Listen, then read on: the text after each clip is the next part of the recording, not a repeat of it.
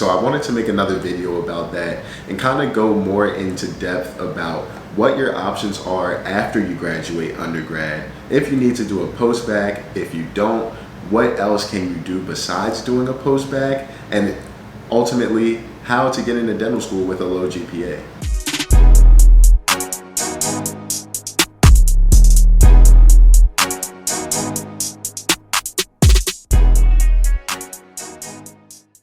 What's going on, everybody? My name is Eli, and welcome back to my YouTube channel. If you're new to the channel, I'm a first-year dental student at the Boston University Henry M. Goldman School of Dental Medicine, and on this channel I make videos with tips for pre-dental students as well as document my journey to and through dental school. So I'll be completely honest with you guys. Being in dental school and making YouTube videos isn't always easy. Dental school has a very busy and rigorous schedule, and YouTube is a lot of work as well. So right now, while I am doing this for free and not really making any money off of it, it really lets me know that you guys are enjoying what I'm putting out and getting something from the channel if you subscribe, if you comment under my videos, and if you like the video. So please, if you haven't yet, make sure you like and subscribe. And if you have anything that you want to say, any questions or anything like that, comment under the video. It really helps. So today I have a very important video for you guys. My whole reasoning behind starting my channel is kind of premised around this topic, which is getting into dental school with a low GPA. So I made a video about this when I first started my channel. It ended up doing really well for the amount of subscribers that I had, but I wanted to make a part 2 because there was some discrepancies that I wanted to address, as well as just more information that I wanted to give you guys, especially for some people that feel like they kind of fall in the low but not as low as others kind of range. So I wanted to make another video about that and kind of go more into depth about what your options are after you graduate undergrad. If you need to do a post-bac, if you don't, what else can you do besides doing a post-bac, and ultimately how to get into dental school with a low GPA. So first, I want to address some things that I didn't mention in my first video, which is what is considered a low GPA when applying to dental school.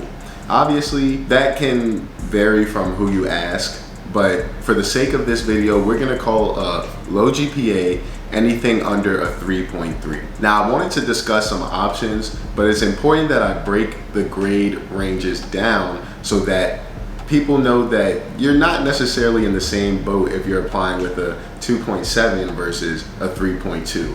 Even though both are considered a low GPA by most admissions committees, I don't think you're necessarily in the same boat when it comes with your application. So for the beginning part of this video, I'm going to talk about the grade ranges of 3.0 and lower, and then moving on, I'm going to talk about what to do if your GPA lies between the ranges of 3.0 to 3.3. So if you're watching this video, I'm assuming that you are about to be in your last year or last semester of undergrad, or you already graduated from undergrad and you're trying to figure out what are your next steps. If you are still a sophomore or starting your junior year in undergrad, the simple thing is work as hard as you can to get your grades up before you graduate. Right now, you shouldn't really have to worry about applying with a low GPA because you still have time to get your GPA up to out of the low range. Also, it's very important that if you're starting school with a low GPA, you have an upward trend in your grades. And even though you may not finish with a 3.6 or something like a 3.8, if you finish with a 3.1 but you show that you started off poorly and really started to catch your stride as you progress through college, that means a lot as well. So let's say you're a senior in college, or you even graduated college already and you're trying to figure out, okay, can I apply to dental school? Do I need to do a post-bac program? What are my options? Bottom line of the situation, if you have under a 3.0 from college, you should heavily consider doing a post-bac program, and I would tell you why. Even though your sub 3.0 GPA is right on the cusp, and you know there's a lot of extra factors that go into your applications, it's really important to remember that dental school curriculum is rigorous, it's tough, it's a lot of credits, it's a lot of science courses at one time. So if you weren't able to handle the course load when you were in undergrad, admissions committees are going to look at that and think you're not ready for the dental school coursework. On top of that, you have to have a moment of reflection with yourself and ask yourself if you're ready for the dental school course load, because it's not easy and it's not something that you can just go from doing not so well in an undergrad and all of a sudden turn it around once you get a dental school. It gets harder, trust me, it gets harder. And if you're not prepared for it, you're gonna end up wasting money and you can fail out of dental school. So really consider doing a post-bac program if you're under a 3.0 GPA. And as I mentioned in my first video, there are some schools that have post-bac programs attached to their dental school. Most of them are like 1-year master's programs. But I would say the best way to spend your time is to take time to apply to these 1-year master's programs that guarantee you some kind of linkage to a dental school, whether it be Meharry's MHS program or maybe a Tufts pre-dental non-degree program. You can end up doing a master's at Barry University or something alike. Just know that there are options that won't leave you completely in the dark if you need to do a post-bac program. And it's as simple as that. I know that people don't want to do extra schooling, but you have to understand that one way or another, you're gonna hit this course load that requires a lot of work and a lot of knowledge. And if you're not prepared for that, you will be in a bad situation during your first year of dental school if you get in. So that's what the admissions committees are really trying to prevent, is admitting someone to their dental school that's not ready for their coursework and their course load, because it looks bad on the school for you to fail out, but they simply can't let you continue if you're not performing well in the classes. Now this is very important. What to do if you have between a 3.0 and a 3.3 or 3.4 GPA. I personally don't even think a 3.4 is a low GPA. If you have a 3.4 or above and your DAT score is solid, you have a good chance. It's all about what else is in your application.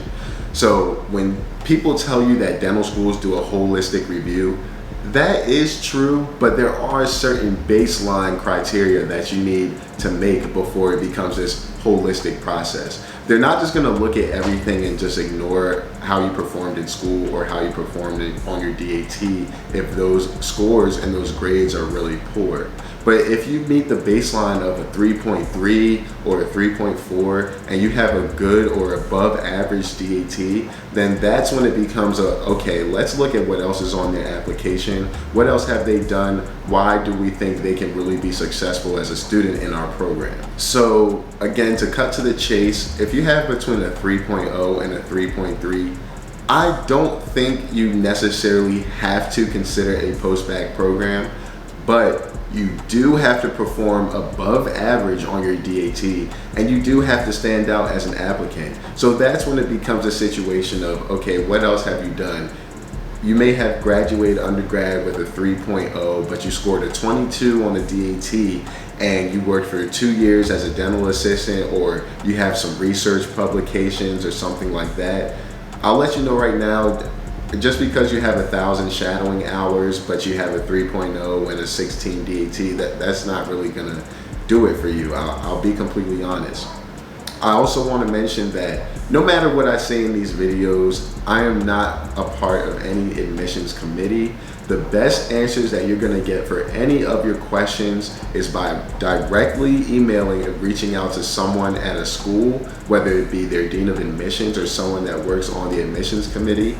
But if you reach out to me with questions, the best thing I can offer is advice and opinions. And I need you to remember that what I say is advice and opinions. Nothing that I say is a hard fact from the admissions office. So you must remember that, and you must remember that every school is different.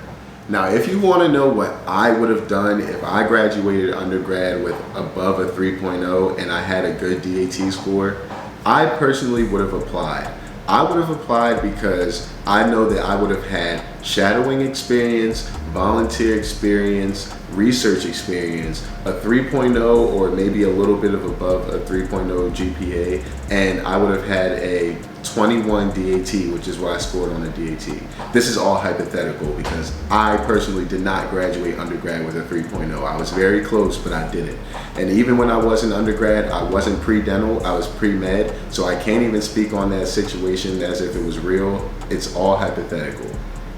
If you are in a situation where you think you do not stand a chance because you have a 3.1 in undergrad or a 3.15 or a 3.2, I can sit here and tell you that you have a fighting chance, but it matters what else is on your DAT, what else is on your application, what circumstances may have contributed to that GPA. That stuff matters. But if you have under a 3.0 without any kind of post-bac or master's program, it will be extremely hard for you to get into dental school without some kind of crazy DAT score or something like that to offset the GPA that's on the lower side.